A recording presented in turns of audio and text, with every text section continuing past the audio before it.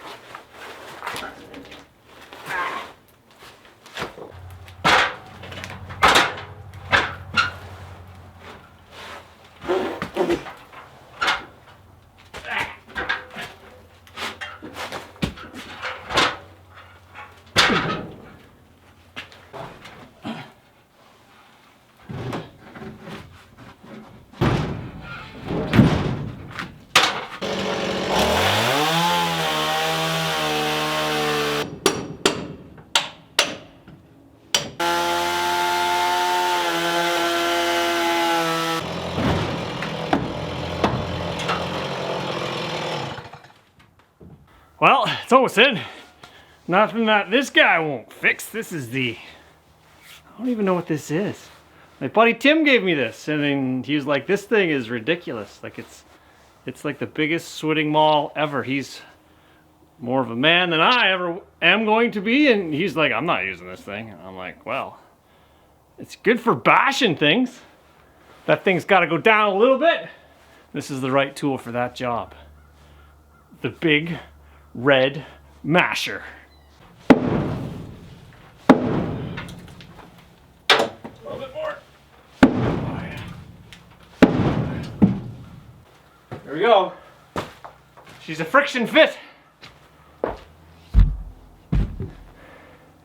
that look pretty? It'll give us a nice little shoot. You'll see. Just keep watching.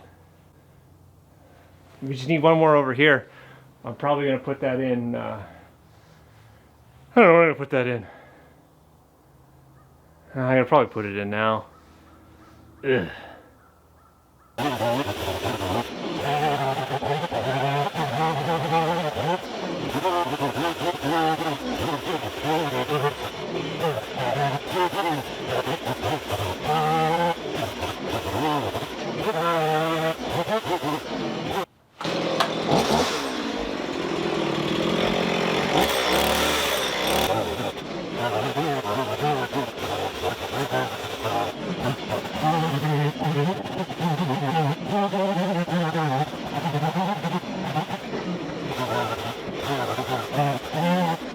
So what are brothers are for? To help me lift a giant log. So the plan is to get this log kind of up there. I'm going to cut it to size and get it drop down there. We got some temporary supports up there, which are going to hold it. The muscles in the house.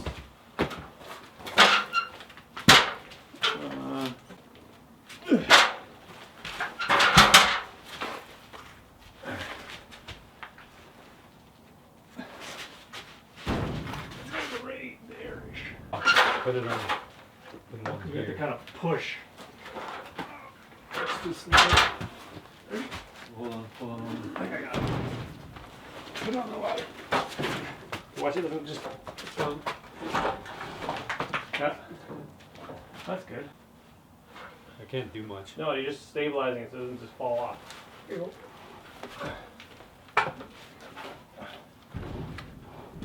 Okay, this way.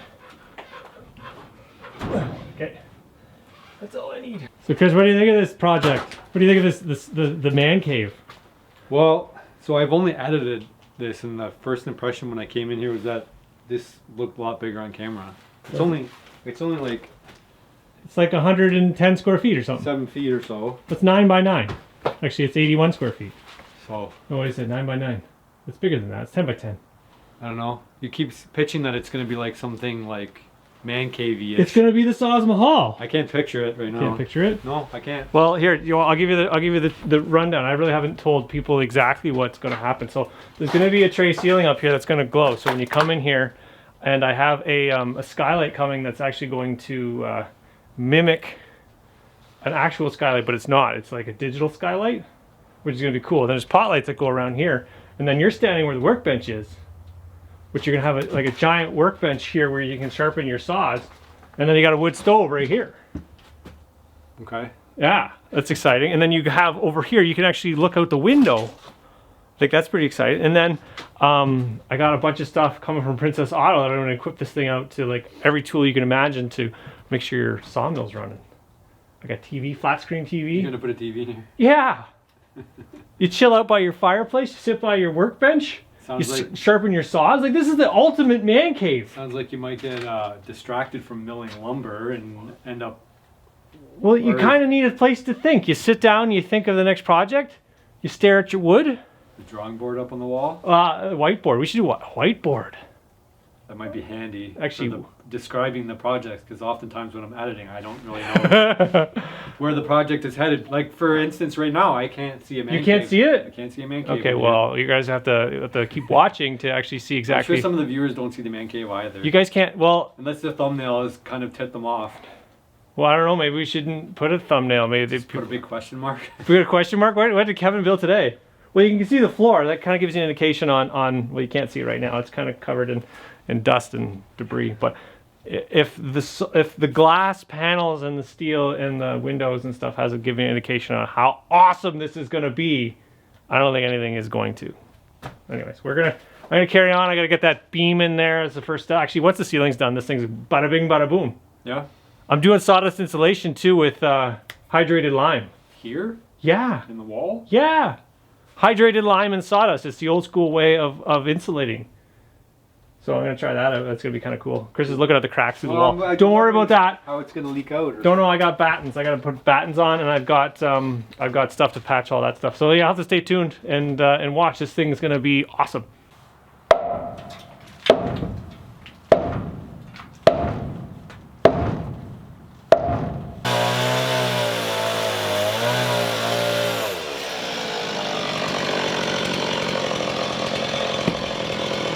Alright, well that's our joint there, our main beam going down the middle. Again, purely for aesthetics, although look at that joint, it's pretty darn good. And if you go over to this side here, we got that one. And then over here. And then over here. We got our square made. Now we gotta make a kind of a box that allows us to put lighting up there. So that's going to be exposed once the ceiling's up there. The plan is to go like a 2x6 wall to wall and then give a little space for my ceiling cladding. That's going to basically, I'm going to cut a little piece of this out and then tuck it in over there. So it's going to sit on top of this beam. And it gives me a little easier to finish wise. Otherwise I'd have to scribe it to all of these posts, which is not fun. So it sits all along the top of here, and yeah, and then it gives us a space. So we're going to go about this far, and then we're going to go up again. And then that's going to allow us a space for our skylight, which is going to be cool. Because, you know what, the more light the better. And yeah, might as well, right?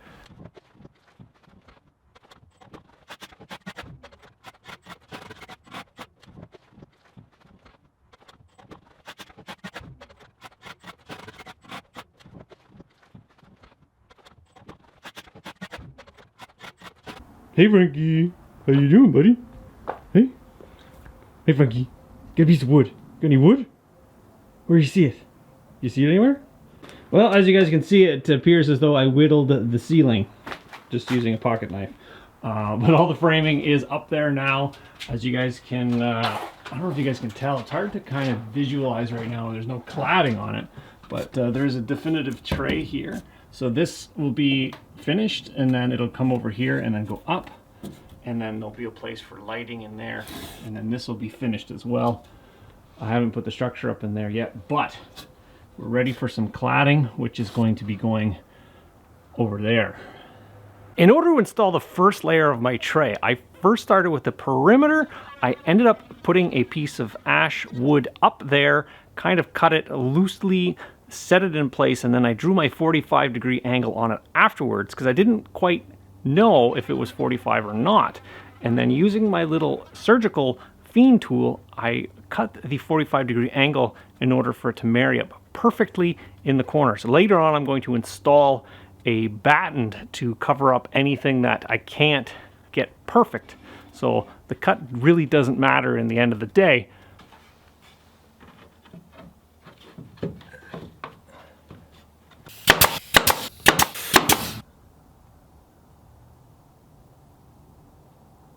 All right, just bringing you guys up to speed. We've been putting the battens on.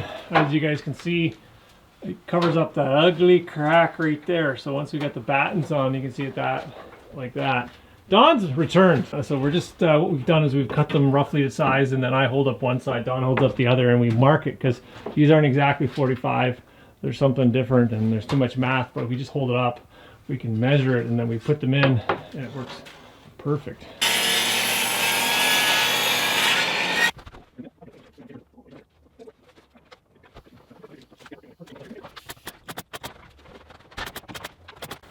All right, we're in the middle now. The plan is to take these boards, and ideally you would frame this beforehand, but we have potentially a special light coming. I am not sure if it's going to arrive. So what I'm going to do is actually throw these guys up right like this.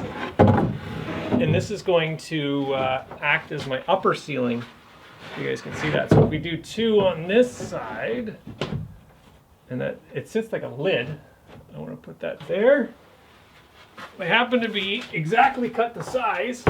They're like 13 inches across, these things, which is a crazy wide board, about 3/4 of an inch thick. So there we go, and then you got the other board.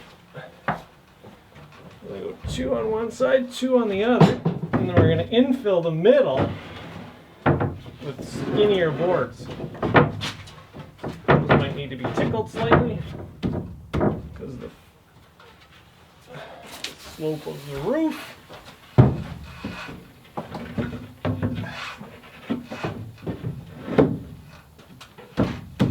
There we go. As you guys can see, it goes pretty quick. I'm going to shave that down a little bit. I don't know if you guys can tell yet. There's like a pocket for our lighting. This thing's going to be super cool. All right, well, I think that's enough ceiling for today. I think I'm gonna head over to Princess Auto because I need to pick up some stuff. I really want to deck Sawsmahaul out for every knick-knack and doohickey that I need to continue milling. So anyways, there's been a couple of people that have indicated to me that they want to come along and see what's inside of Princess Auto. So I'm gonna take you guys on a little bit of adventure, and we're gonna head over there now.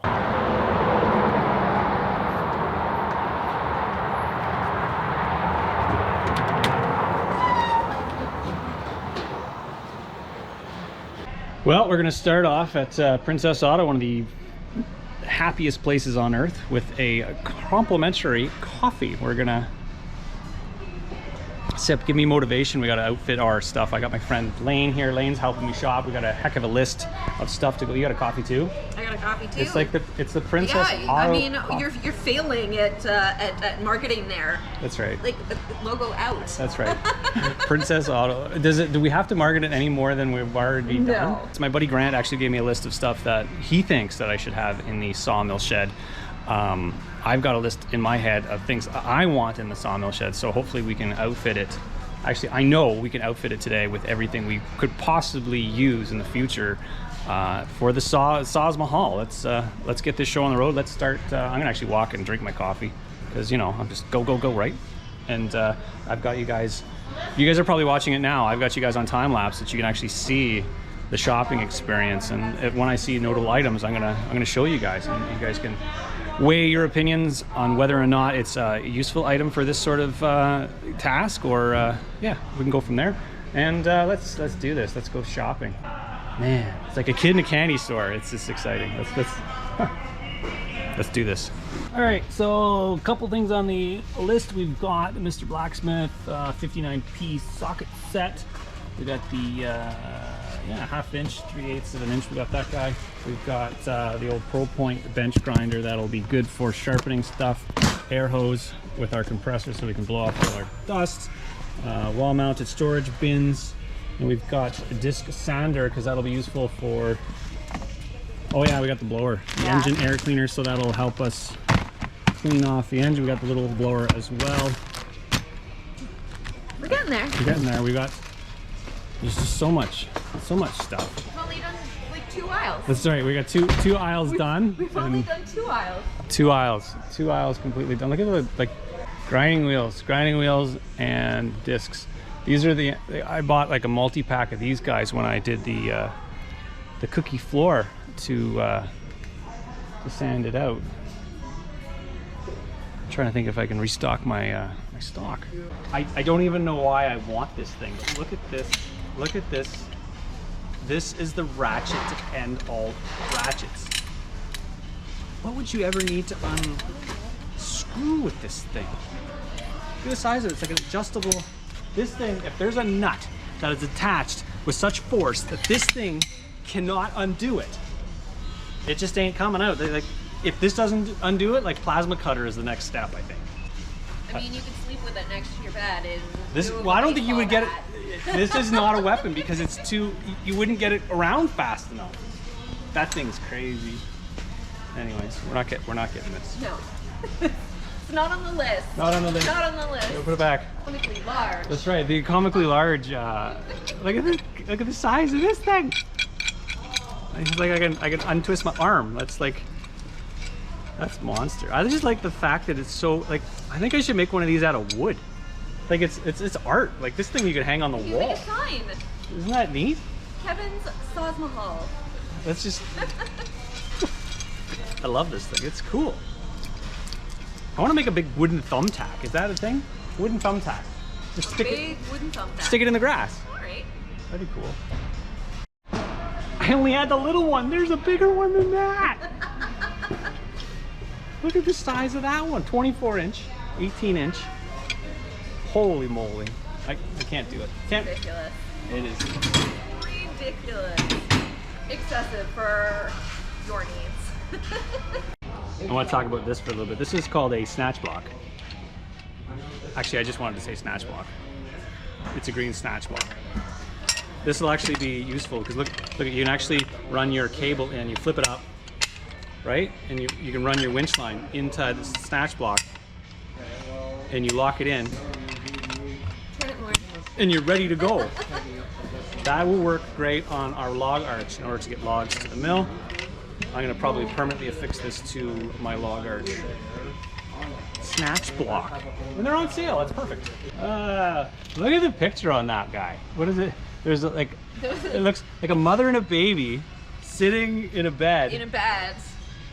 For advertising a battery-operated bug. Battery-operated bug zapper. Water. That's something. I don't think I'd want that anywhere near my kid, actually. No. That's cool. Put that back. Yeah. I think it goes without saying, I don't even think I need this, do I? Aluminum die-cut sign? Man cave. It's the man cave. Eh. 1, 2, 3, 4, 5, 7, 8, 9, 10.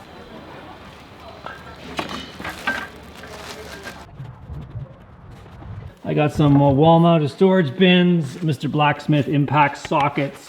I got some tie-down ratchet straps. I got some speed squares. I've got X-Power disc belt sander. I got the old breaker bar because everybody needs a breaker bar. The Pro Point variable speed bench grinder because sharpening stuff makes it a lot easier. That guy there. I've got an engine cleaner to get the sawdust out of the sawmill as I go. I got some, these guys are on sale too, 4-piece adjustable bar clamps, big steel dustpan. I got some cooking utensil. By cooking utensil, I mean propane tanks. And I got some oil, at least 3 oil changes there. Got a torque wrench for tightening the old blade, another blowgun, air nibbler, because hey, I want an air nibbler. I got the plastic bins, some extension bar sets, manual trolley. My plan on that guy is to put a hoist to get myself some logs, or even to roll my logs for my cant. And I got electric chain sharpener, because every man cave needs an electric chain sharpener. Swivel bench vise when you need to hold stuff down in the man cave. Felling wedges, because well, you need felling wedges. Airline, blow all the sawdust off. And then this stuff was kind of cool. I figured not bad to have this stuff. This is in their surplus area. Aluminum waterproof repair tape, $10 a roll. I think that's a steal. And yeah, and then, well, I got this thing the other day, Princess Auto. But there's my haul. That's what I'm going to equip my man cave with. But yeah, you guys have to see what stuff makes it into the man cave, what stuff makes it into the shop. Well, normally you wouldn't have access to the above your ceiling, but in this case we do. So I'm going to take advantage of that feature, and I'm going to bring you guys along to kind of see. This is the upper side of the tray ceiling. So these boards, actually, you can lift them up and you can see inside the tray. So what I'm going to do is actually glue them all together so I can take them off as one kind of slab if I want to have access kind of well, from inside the building to get up into the attic space, or even for storage or whatnot. So I'm going to glue a couple of pieces of wood to the top of this in order to have the whole thing kind of move as one. I also have to nail the battens to seam off of all of the pieces down below to make it look a little prettier. But yeah, this fits pretty darn good. Hardwood is so much stronger than softwood. Like, I wouldn't really feel comfortable doing this on, like, say, pine that's this thick. But this stuff seems to be pretty darn strong.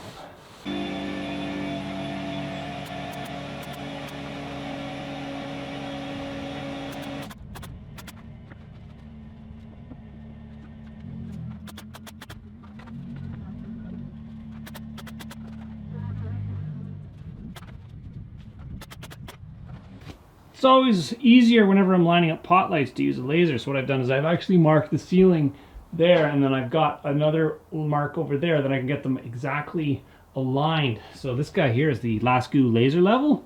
There'll be a link in the description down below. This thing actually is pretty cool. It comes with a couple of batteries, and yeah, so you can do all the different features in the modes. You can do the around. And it's self-leveling, so you just set it up as long as it's within reason. You just shim the bottom. It's also got a tripod or pedestal mount where you can attach it. But so far so good. And it's got that bright green laser, which you can see during the daytime. And so far so good. So if you guys want to check those guys out, link will be in the description below. LASGOO cool laser. There's some laser eye surgery for you.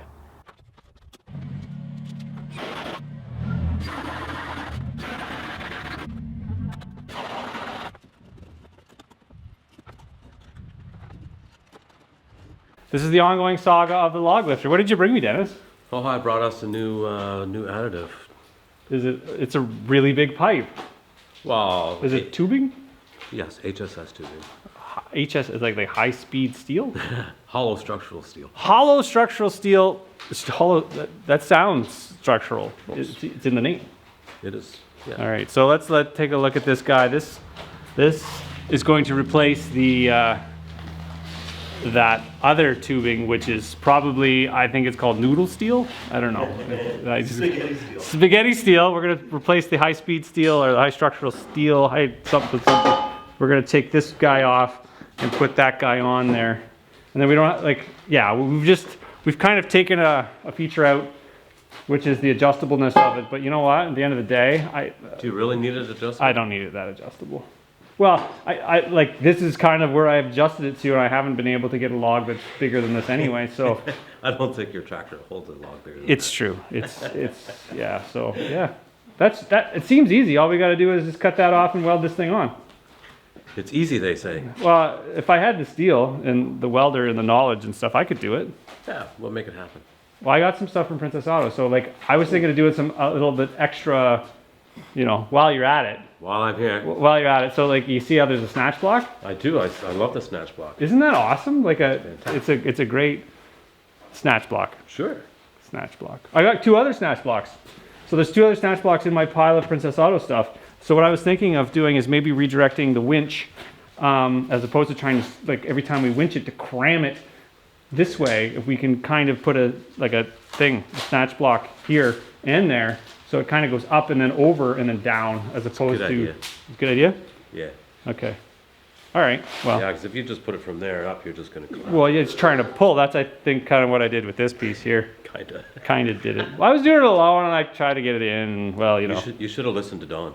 What did Don? Don was he broke it the first time. I don't think so. You did. Don's like, yeah, I did. I broke it the first time. All right, so we're gonna let Dennis do his magic on this thing. We're gonna help as best we can. Don's actually, with rain started, so we're kind of working. We're doing the rainy day projects, and this is the rainy day project. Don said that I brought the rain. You brought the rain? That's what he said. Oh, okay. There's a song. What? There's a song. Who brought the rain or something? Or is that the rain down in Africa? I think it's 2 different songs. Anyways, we're Anyways, rambling. I'm rambling. rambling. And this is like, let's just get Rambling, this started. scrambling. All right, let's do this. Now, Jed Clampett.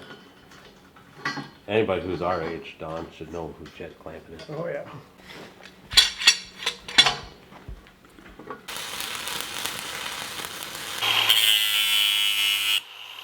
A lot of metal people, we just use the tools just to get by instead of switching over to something proper. You mean like the grinding wheel?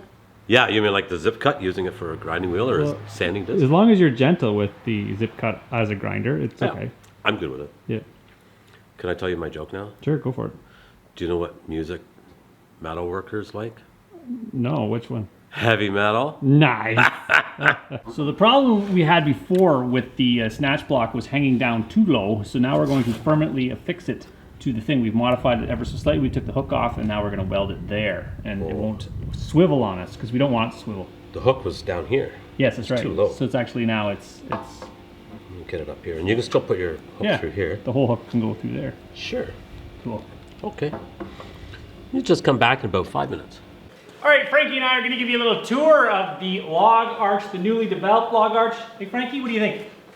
Does it look cool? You're all wet. It's raining. We were burning the midnight oil last night trying to get this thing all set up. So I'll give you the dime tour. All right. So we've got our hitch. We've got extra support. We've got an angle sitting here, which is going to prevent this from bending ever. We've got actually a plate here that consolidates this pipe together. We've also welded on a couple of hooks, and I don't know what that's called, but what this is going to allow us to do is once the log is in place, we can wrap it around the log and then just kind of hook it on to there. And it's very adjustable up to a link. We've got another snatch block here we can hang, so it's going to prevent the winch from pulling the back here in order to, it's going to divert the energy to back over here. And then what we've done is we've actually secured this snatch block, so once the wire goes up over here, down here, picks up the log with our jaws.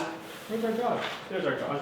So once it's attached, it's going to pull it directly up, right about here-ish. And then we were really careful in order to mount that pulley directly above the center point of the axle on the tires, so it'll give us the most amount of leverage, and this thing shouldn't break. And if it does, I will redo it again. What do you think, Frank? You think that's gonna work? You think it's gonna work? We're able to get logs out of the boat without breaking anything? Think so? You're all wet. It's rainy day. Yeah, rainy day. You're inside. Shop dog. Yes. If you look real close, you just look like a head. Hey, Frankie's just a head. Oh yeah, I think I agree. It's tiring.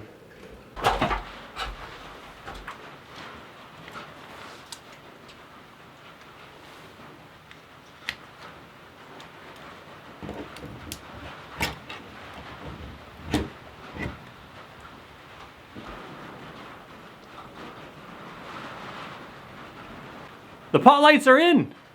They're not turned on yet. They're not quite wired up. The next plan is this area here. This is hard to do. Trace out something while you're on camera. This area here, I can't do it. I can't can't do it. Anyways, the area that's dark currently, I'm going to make bright. I have a set of indoor-outdoor LED strip lights that allow me to change colors, and the idea is to set it in the little tray that's up, that I built up there. How do the weather ladies do it? I guess they're on a green screen. They don't have like three-dimensional space. It's just one. I can't pivot. Anyway, so I'm gonna put this LED strip around the perimeter of this tray ceiling in order to give myself a nice ambient glow. Because when you're sitting in your man cave, you kind of want that, you know, not too bright. Maybe you're, you know, sipping on your favorite bevy and you don't want it to be too bright. That's the idea. These were on the surplus area, Princess Auto, so they were actually relatively cheap, and they've got the little remote control so you can change colors on them. But in that surplus area, they're not always there, but when they are there, I tend to grab, you know, as many as I can afford. But yeah, these you can cut to length, which is actually quite cool. So yeah, and the neat thing about it is you can thread it through a tiny little hole. So the plan is to drill a hole right back here and then thread this little rope light through the back of it, and then above it'll be plugged in probably into a battery pack of kind or sorts, and then we'll sort that out later, the details on that. But yeah, you just thread it in. So that's what I'm gonna do now, is drill a hole and then thread this guy in up there, and then you turn it on because when it warms up it's easier to manage. I think they're sticky at the back of it. No, there's little clips, but I just need to sit in the tray and it'll all work out. Well, I gotta tweak that a little bit, but as you can see, that's pretty cool. You see? You see? Look at that! It's glowing! And the cool thing is you can change the color too. Well, take a look at that. That's like the coolest thing ever. It really completes the space.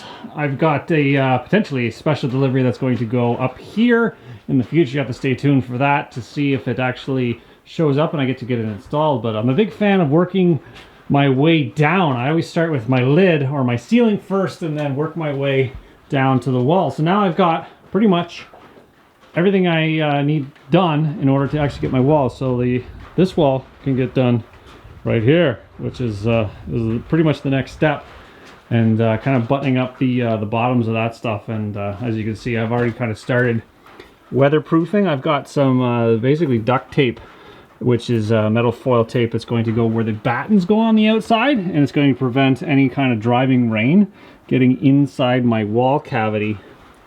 I got some flashing to do on the window still. There is a little bit of water coming in there, but like you can see how the driving rain is not quite sealing. I got some weather stripping to do on the outside, but it's well on our way. This is the best way to clean anything. Leaf blower.